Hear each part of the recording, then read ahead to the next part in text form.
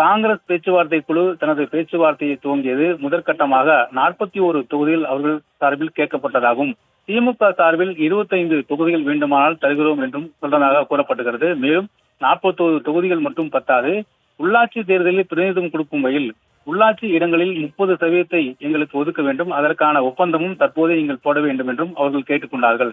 அது மட்டுமல்லாமல் தற்போது வர இருக்கக்கூடிய ராஜ்யசபா தேர்தலில் கூடுதலாக ஒரு இடங்கள் ஏற்கனவே திமுக கூட்டணியில் தான், திமுகவினுடைய ஆதரவில் தான் தற்போது ப. சிதம்பரம் நாடாளுமன்ற உறுப்பினராக இருக்கிறார் ராஜ்யசபாவில்.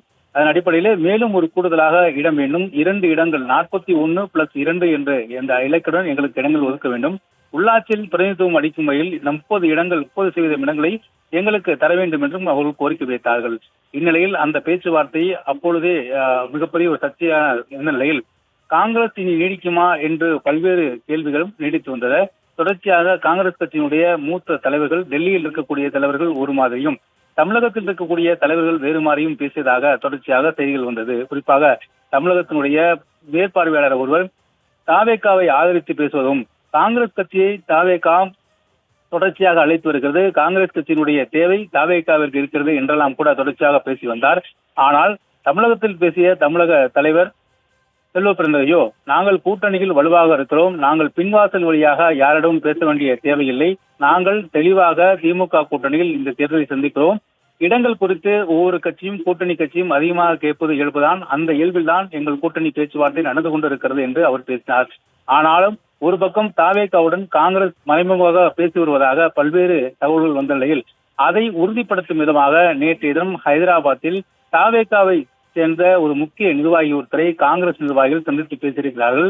இன்று மதியம் ப. சிதம்பரம் பேசும் பொழுது கூட தொடர்ச்சியாக 28 இடங்கள் தர முடியும் என்று முதலமைச்சர் சார்பில் சொல்லப்பட்டதாக சொல்லப்படுகிறது. குறிப்பாக 21 இடங்கள் என்று துவங்கிய திமுக தற்போது 28 இடங்கள் +1 ஒரு ராஜ்யசபா தர முடியும் என்று அவர்களிடம் பேசியதாக சொல்லப்படுகிறது.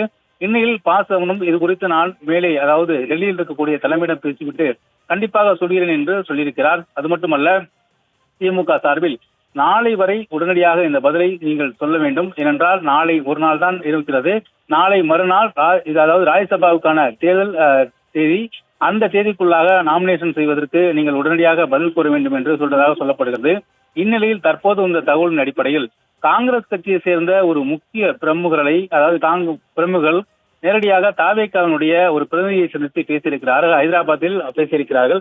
அப்போது அவர்களுக்கு 70 இடங்கள் வரை தருவதற்கு காங்கிரஸ் தயாராக இருப்பதாக சொல்லப்பட்ட நிலையில் இது காங்கிரஸ் கட்சியில் இருக்கக்கூடிய ஒரு சில எம்எல்ஏக்கள் மற்றும் நாடாளுமன்ற உறுப்பினர்களுக்கு கடும் அதிருப்தியை ஏற்படுத்தியிருக்கிறது.